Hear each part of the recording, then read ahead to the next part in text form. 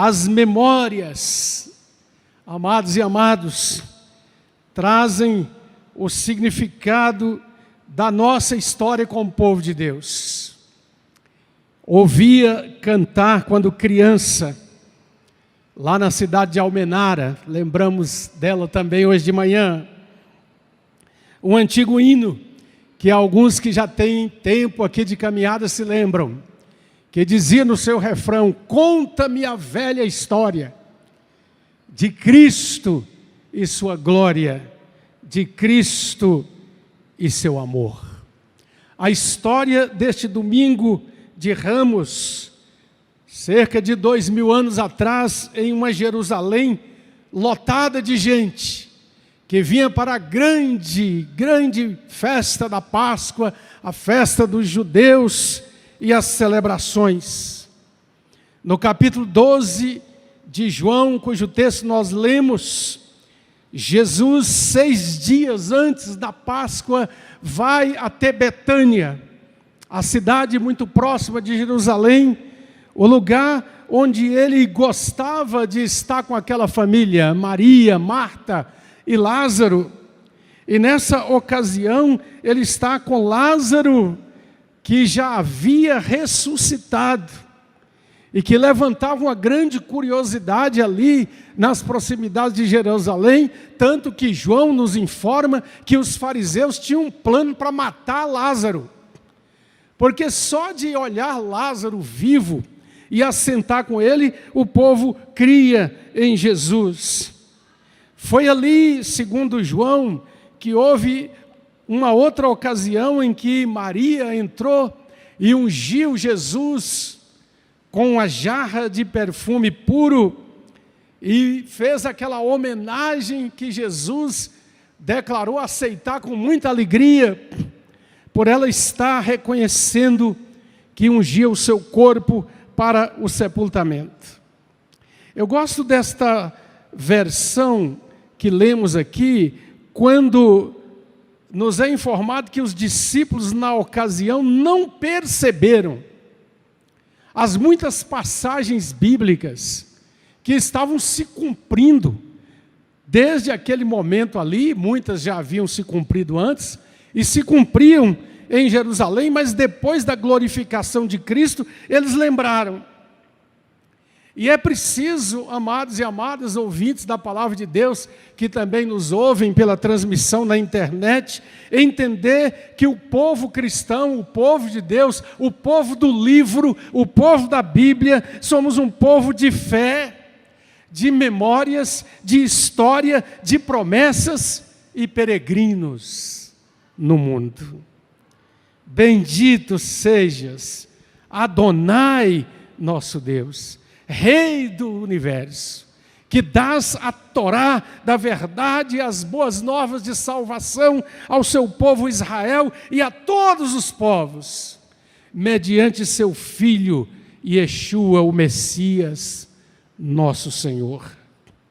Mas eu gostaria de te chamar nessa noite para voltar na história, muitos séculos atrás, para pensar num dos aspectos das profecias que estão se cumprindo aqui, para um personagem que também é um tipo de Cristo na Bíblia, e que de fato cria nessa verdade maravilhosa de Deus trabalhando na história, para a revelação ao seu povo e o chamado aos gentios para o seu eterno plano de salvação.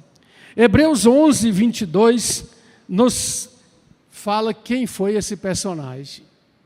José, lá no Egito.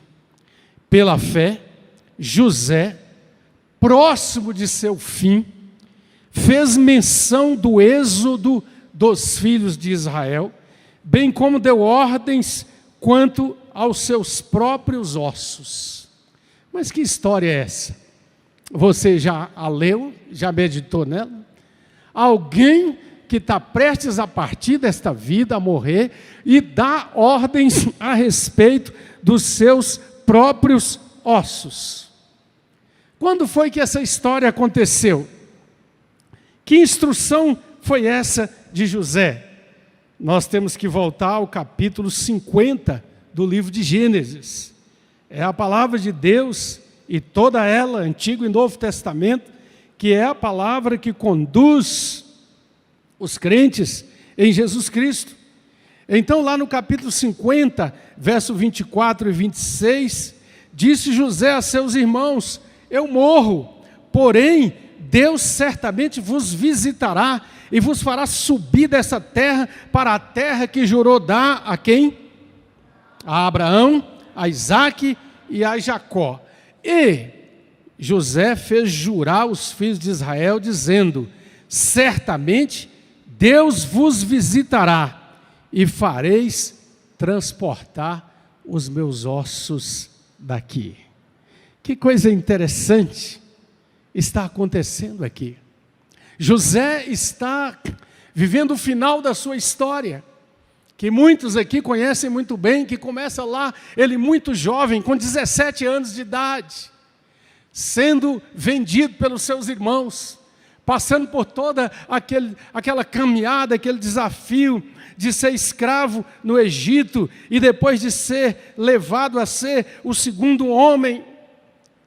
José está dando instruções na hora da sua morte no Egito e dizendo: certamente Deus vos visitará.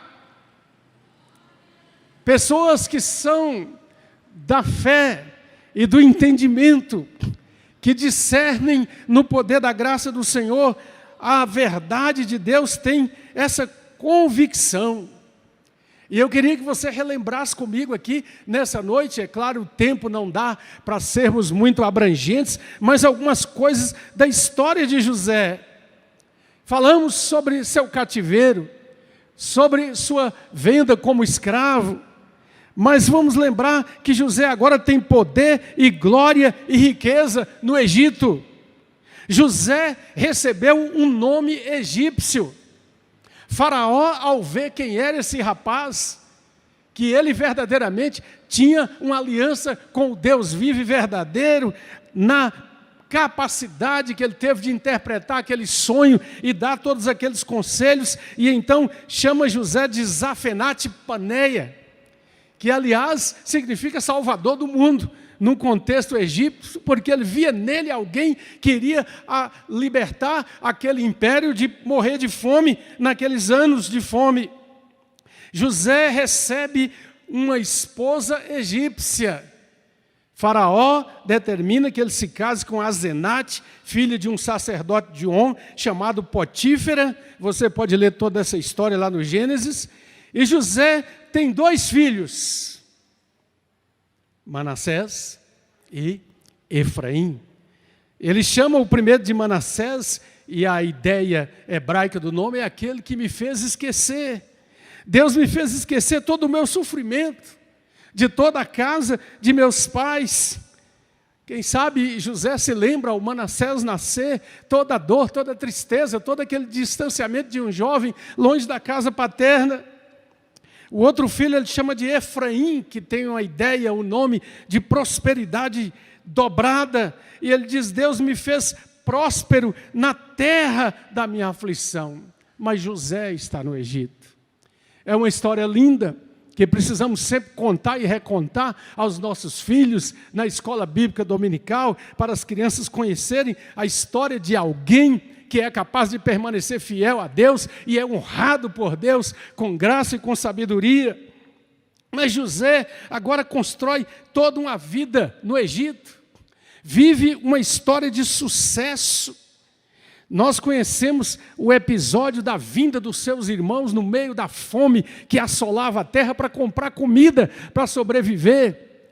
A maneira como ele trata aqueles irmãos que não o reconheceram, porque José está, pelo menos no aspecto exterior, totalmente inserido no contexto da cultura egípcia. Ele passa toda a vida ali. Nós encontramos depois em Gênesis 49, quando depois de toda aquela história, José se revela aos seus irmãos, manda buscar Jacó, seu pai. Aquele encontro emocionante. Jacó vai à presença do próprio Faraó, dá a terra de Gósen para que os filhos de Israel habitam. Eles desenvolvem ali todo um crescimento da família, uma nação que está se formando, o plano de Deus se cumprindo na história.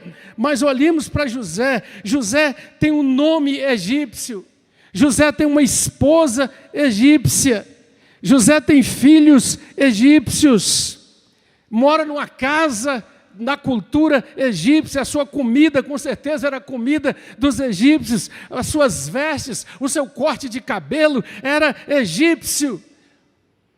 Mas no seu coração, José tem uma grande convicção: eu não sou daqui, Deus vos visitará. E há uma expressão de firme confiança na hora que ele vai partir dessa vida, porque ele sabe, e com certeza, em suas conversas com Jacó, seu pai, naqueles anos que viveram juntos ali, ele conhece a aliança de Deus com os patriarcas. Então ele declara essa palavra: certamente Deus vos visitará. Preste atenção, isso aqui é tremendo.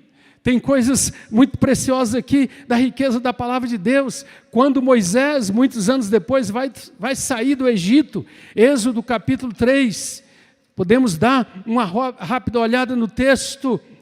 Nós encontramos aqui essa declaração de que Deus está conduzindo. Êxodo capítulo 13, melhor dizendo, versículo 19, diz assim: também levou Moisés consigo os ossos de José, pois ele havia feito os filhos de Israel jurarem solenemente, dizendo o quê?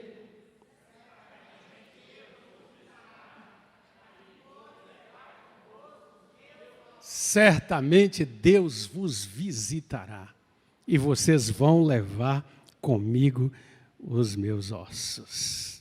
Quanto tempo se passa aqui? Muitos comentaristas da Bíblia dizem que há aquela palavra que foi dada a Abraão, de que a sua geração seria peregrina na terra por 400 anos, mas isso foi muito antes de José ir para o Egito. Alguns calculam que da entrada no Egito se passam cerca de 215 anos no total, depois da morte de José. Gênesis 50, 22 diz que José habitou no Egito, e a casa do seu pai esteve ali por 110 anos. E a gente pergunta: o que aconteceu? O que fizeram com esses ossos? Gênesis 50, 26 descreve a morte de José, e com certeza diz que ele foi embalsamado, como Jacó foi, o seu pai. E Jacó foi levado de volta para a terra de Canaã, porque ele pediu para ser sepultado na mesma sepultura que estava Abraão, Sara, sua família. Eles peregrinaram na terra da promessa. A promessa ainda não aconteceu na sua plenitude. Israel vai passar para o Egito e vai ali ter que aprender muitas coisas do decorrer da história do plano de Deus. Mas José tem essa certeza e diz: levem daqui os meus ossos. A gente lê o texto bíblico e muitas vezes se esquece que são pessoas como nós, e eu penso como foi a tarefa dada à família de José para guardar essa múmia, para guardar esses ossos, para cumprir essa promessa. Onde eles estavam guardados? Aquela saída apressada de Israel, naquela noite da Páscoa, da morte do Cordeiro Pascual. Será que na negociação de Moisés com o faraó ficou bem claro que esses ossos tinham que ir com o povo? Porque houve uma promessa solene que foi feita e eles têm toda a certeza de que ela será cumprida. José passa cerca de 93 anos ali, mas ele está lembrando essa verdade maravilhosa do povo de Deus. Nós dissemos: nós somos um povo de memórias. Diga, um povo de memórias, um povo de história, um povo de promessa, um povo peregrino e um povo que busca a pátria. Por isso, levem meus ossos daqui. Aqui não é o meu lugar, porque Deus vos visitará. No domingo de Ramos estava se cumprindo o dia da visitação final plena, gloriosa e transformadora e redentora de Jesus ao seu povo em Jerusalém. O que é visitar? Visitar é ir ver por cortesia, curiosidade, dever ou amor. Quando visitamos alguém doente, ou mesmo para celebrar e alegrar com ele por uma bênção de Deus, por um trabalho de Deus na sua vida, por uma vitória, nós vamos e devemos ir por amor. Visitar é pessoal. Esse tempo mau de uma ideia de que a comunicação eletrônica no celular resolve o problema, descaracteriza a verdade bíblica de que nós somos gente, pessoas. E a carência maior do nosso coração é de abraço, é de presença, é de um aperto de mão, é de gente que pode enxugar nossas lágrimas em momentos difíceis que nós enfrentamos. Deus vos visitará, José disse. Em Gênesis 21:1 diz que Deus visitou Sara para que ela pudesse ser fértil e dar à luz. O Salmo 65, verso 9, diz que Deus visita a terra e a rega com a sua bondade.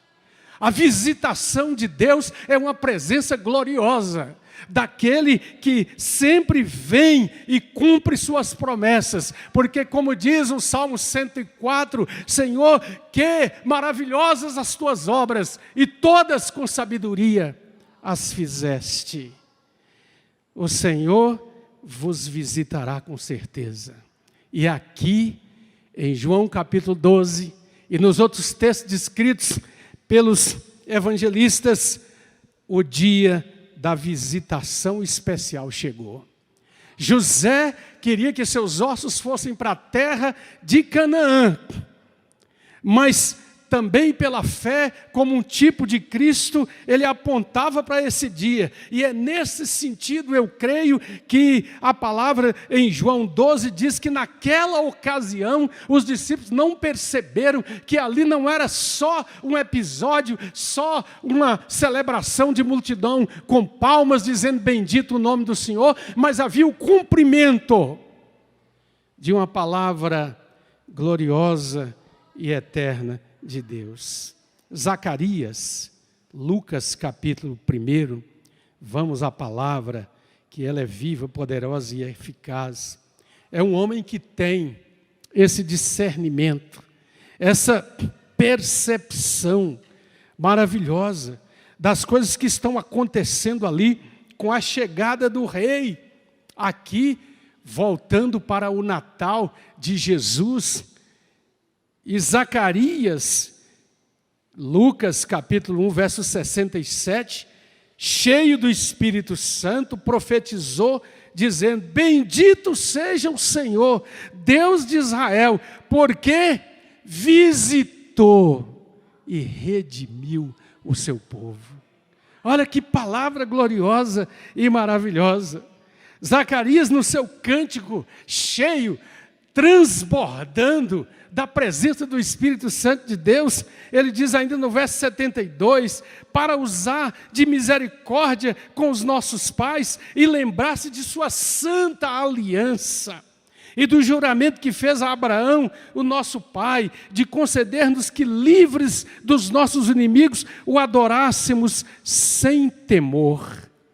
Mas no verso 78 ele usa a expressão de novo, graças a entranhável misericórdia de nosso Deus, pela qual nos visitará o sol nascente nas alturas. Aleluia! O Deus fiel, que visita o seu povo.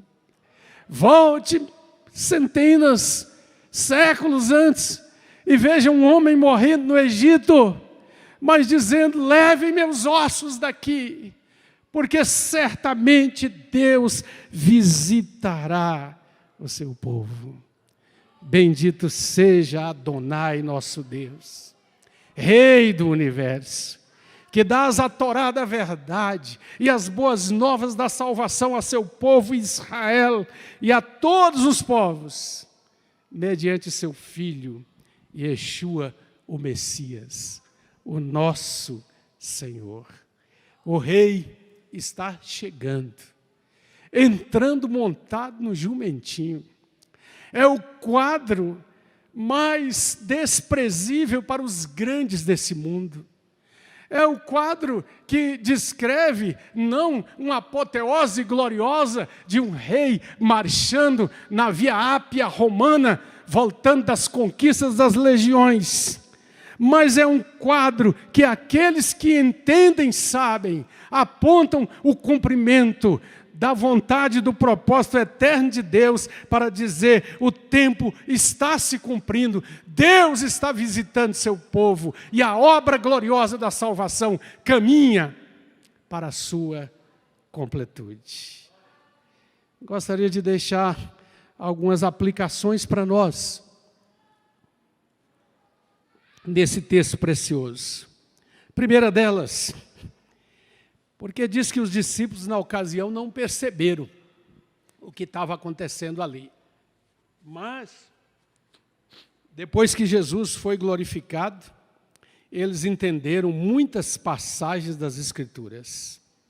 Primeiro, pela fé, fazemos parte do povo que aguarda a completude das promessas. Preste atenção. Lá em Hebreus, nós vemos a descrição de que pela fé, José tomou essa atitude e falou: levem meus ossos daqui. Os dois últimos versos de Hebreus capítulo 11, na tradução de A Mensagem, dizem assim: entretanto, nenhum desses exemplos de vida de fé receberam totalmente a recompensa, porque Deus tem um plano melhor para nós.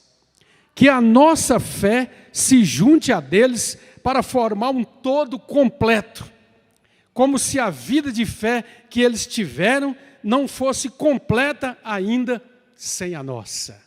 Maravilha, glória a Deus. Fazemos parte do povo que continua a história de Hebreus 11, desafiados a caminhar pela fé.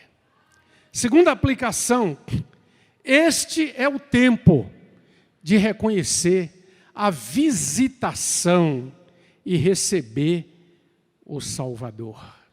Esse é o tempo. No relato de Lucas, diz que quando Jesus entrou em Jerusalém, ele chorou sobre a cidade. É uma das poucas vezes no Evangelho que Jesus chora. Mas ele também traz palavras de juízo sobre Jerusalém, porque não reconhecestes a oportunidade da tua visitação, porque você não reconheceu Deus, nem o recebeu quando Ele veio em pessoa. Portanto, a Igreja de Cristo tem que continuar a dizer: hoje é o tempo aceitável, hoje é o dia da salvação, porque o Salvador veio, Ele cumpriu o propósito de Deus, deu a sua vida por nossa redenção, Ele ressuscitou, Ele está vivo e Ele chama seu povo para caminhar na sua vitória. Conheci um irmão muito querido em Francisco Sá, quando lá trabalhei nos anos 70 no Banco do Brasil. Aníbal. E Aníbal havia passado por uma experiência de conversão. Era um homem conhecido por estar sempre na porta dos bares, muitas vezes em estado lastimável. Até que um dia ele ouve a palavra do Senhor. Quando lá cheguei, ele estava naqueles primeiros passos. A turma do banco brincava porque dizia que ele vivia grudado em mim. Às vezes ele ia na República, onde a gente morava, e só saía altas horas da noite. Queria conversar sobre a Bíblia, mas o texto que falou ao seu coração e que ele sempre lembrava era esse: Jerusalém, Jerusalém, tu que matas os profetas, apedrejas os que te são enviados. Quantas vezes eu quis te ajuntar, como a galinha ajunta os seus pintainhos debaixo das suas asas, e tu não quisestes. E ele dizia: Rodinon, esse texto, eu vejo, sou eu, que estava longe, e quando eu olho para a figura da galinha com seus pintinhos ali dentro, debaixo das asas, acolhidos, o vento está soprando, a chuva está caindo, mas ali tem segurança. Jesus me recebeu, Jesus me aceitou, eu estou debaixo de suas asas. E ele depois foi consagrado pastor, mora hoje no Rio de Janeiro. Hoje é o tempo aceitável. É preciso reconhecer essa visitação, que é uma visitação que vem para ficar, para fazer morada em nossa vida. Eu estou à porta e bato. Se alguém ouvir a minha voz e abrir a porta, eu vou entrar na intimidade do seu coração.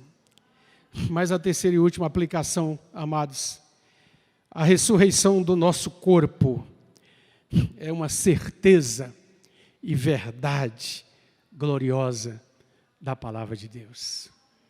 Eu morro, disse José, mas levem meus ossos daqui. Levem meus ossos daqui, não é aqui o meu lugar. Certamente Deus visitará o seu povo. José é um tipo de Cristo que olha muito além da Canaã terrena para a Jerusalém celestial. 1 Coríntios capítulo 15, quais são os limites da nossa esperança? Paulo diz: se a nossa esperança em Cristo se limita apenas a esta vida, nós somos os mais infelizes de todos os homens. Mas não é assim. Cristo ressuscitou e nós também ressuscitaremos com Ele. E lá no versículo 35 ele pergunta: como ressuscitam os mortos? Em que corpo eles vêm? Então seria interessante você dar uma olhada nessa palavra. É preciso deixar a palavra de Deus falar o nosso coração. Em 1 Coríntios capítulo 15, o apóstolo dos gentios recebe essa revelação preciosa do Espírito Santo, e ele usa a linguagem da semente. Aqui no versículo 43, quando ele diz: semeia-se em fraqueza, ressuscita em poder. Antes, no 42, semeia-se o corpo na corrupção, ressuscita da incorrupção. Semeia-se em desonra, ressuscita em glória. Semeia-se em fraqueza, ressuscita em poder. Semeia-se corpo natural, ressuscita corpo espiritual. Se há corpo natural, há também corpo espiritual, pois assim está escrito: o primeiro homem, Adão, foi feito alma vivente, o último homem, Adão, o último Adão, porém, espírito vivificante. Mas não é primeiro o espiritual, e sim o natural, depois o espiritual. O primeiro homem formado da terra é terreno, o segundo homem é do céu. Aleluia. E termina dizendo: e assim como trouxemos a imagem do que é terreno, devemos trazer também a imagem do que é celestial.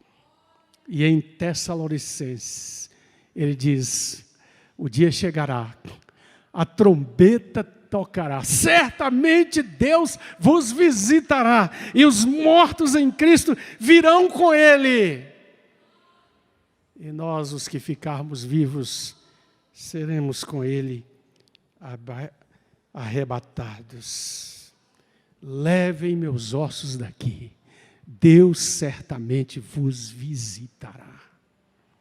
O cristão tem essa convicção plena e perfeita, e sabe que nós só podemos viver na certeza gloriosa e cheia de adoração a Deus da grande esperança que temos no Salvador bendito.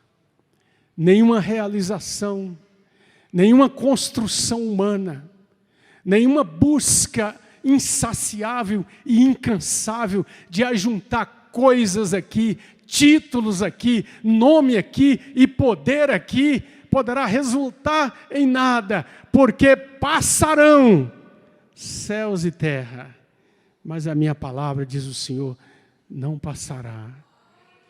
Porque Jesus disse para aquele homem que estava com a grande preocupação de onde colocar os bens que colheu, e de derribar celeiros, construir celeiros, ampliar depósitos, expandir dinheiro e poder. Louco! Nessa noite te pedirão a tua alma. E o que tens ajuntado, para quem será? O tempo é agora de semear, de chamar outros para conhecerem Yeshua, o Messias, o Salvador precioso. Eu quero chamar os irmãos da música de novo aqui, para a gente cantar de novo esse lamento de Israel. Nós precisamos pensar como o povo de Deus e lembrar essa verdade de que Babilônia não é o nosso lugar. José era egípcio, a esposa era egípcia, os filhos eram egípcios, a comida, a casa, o corte de cabelo, as roupas, mas ele sabia que ele pertencia não ao Egito, mas a Israel, o povo da aliança de Deus, o povo chamado para proclamar as virtudes daquele que nos chamou das trevas para a sua maravilhosa luz. E portanto ele diz: levem meus ossos com vocês. Era um momento de jornada, de peregrinação. Aqui não precisamos preocupar com isso. Deixa que os ossos fiquem quietinhos lá, onde eles vão repousar, não é verdade? Porque no dia em que a trombeta soar, tudo terá que responder a palavra gloriosa do Criador de cada átomo, de cada célula, de cada molécula de vida. E das pessoas que são individuais, almas individuais e eternas, que se entregaram ao Senhor e vivem para Ele. Vamos ficar de pé, vamos cantar.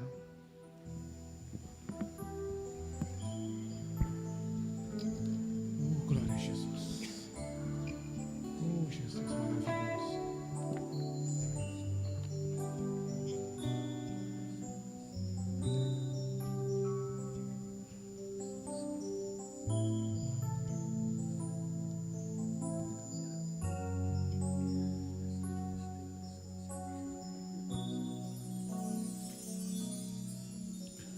Quando em cativeiro te levaram de Sião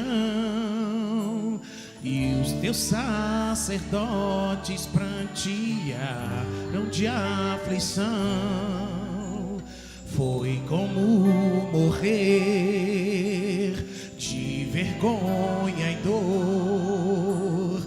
Caminhava triste o povo forte do Senhor a Jerusalém, porque deixastes de adorar o Deus vivo que tantas batalhas te ajudou. Chora Israel, um lamento só. Talvez Deus se lembre do bichinho de Jacó. Chora Israel, Babilônia não é o teu lugar. Clama ao teu Deus e Ele te ouvirá, do inimigo te libertará. Chora Israel, Babilônia não é teu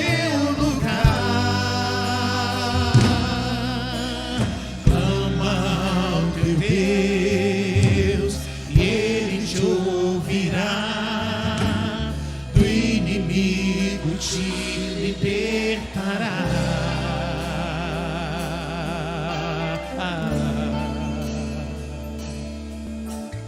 A Jerusalém, Porque deixaste de adorar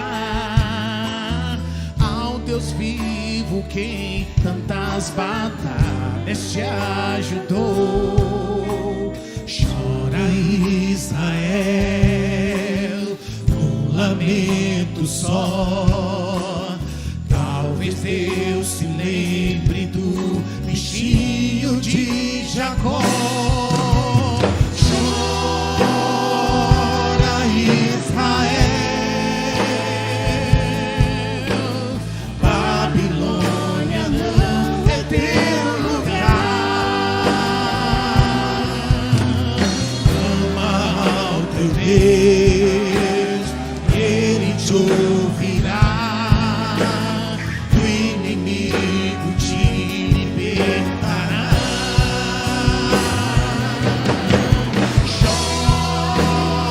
Chora Israel, Babilônia não é teu lugar.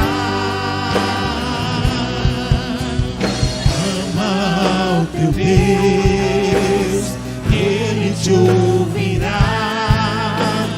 Do inimigo te libertará.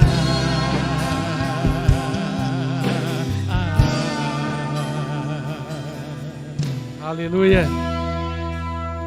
Babilônia não é o seu lugar. Você que nos ouve, que ouvirá essa mensagem, quem sabe você está se incluindo ou incluindo nessa categoria chamada de desviados. Gente que já passou pela igreja, gente que se decepcionou com a igreja. Ei, você não pode se decepcionar, é com Jesus. É tempo de chorar, como já foi dito e relembrado aqui nessa noite. É tempo de chorar pelos nossos pecados. É tempo de chorar pelo pecado da geração a qual nós pertencemos, que nos rodeia. É tempo de chorar pela miséria destruidora do pecado na vida de tanta gente, da nossa juventude. É tempo de chorar pelas famílias quebradas. É tempo de chorar por filhos sem pai, esposos sem maridos. É tempo de chorar por lares onde não há mais respeito nem amor. É tempo de chorar por prisões abarrotadas, por cracolândias das cidades. É tempo de chorar, porque a palavra do resgate, da libertação, está ainda sendo graciosa e distribuída a todo aquele, toda aquela que estiver pronta a abrir o coração para Jesus. Nos lembremos disso. O que fazemos durante toda uma semana, no sentido de orar por alguém, de falar com alguém que nós sabemos não conhece essa palavra, alguém que nunca teve a oportunidade de estar num auditório como esse, adorando com tanta alegria e recebendo graça para a vida prática do dia a dia. É tempo de chorar por nossa preguiça, por não nos importarmos com a palavra que está lá no livro do profeta: livra os que estão indo para a morte. É tempo de pedir a Deus para que nós possamos nos lembrar da advertência de Ezequiel, o profeta: se você não disser ao perdido, você é responsável por não ter falado do amor e da graça redentora de Jesus. Mas Ele é Deus perdoador e longânimo. Levanta sua mão direita, diga: confiai perpetuamente no Senhor, porque o Senhor Deus é uma rocha eterna. Amém. A graça do Senhor Jesus, o amor de Deus nosso Pai, a comunhão, a consolação, a doçura, o bálsamo, a presença e a certeza de que o Espírito da verdade está conosco. Guarde os vossos corações, amados e amadas do Senhor, e toda a igreja de Cristo na face da terra, hoje e até o dia do grande ajuntamento, da grande reunião, da grande festa, para a glória do Senhor. Amém. Vamos em paz no nome de Jesus.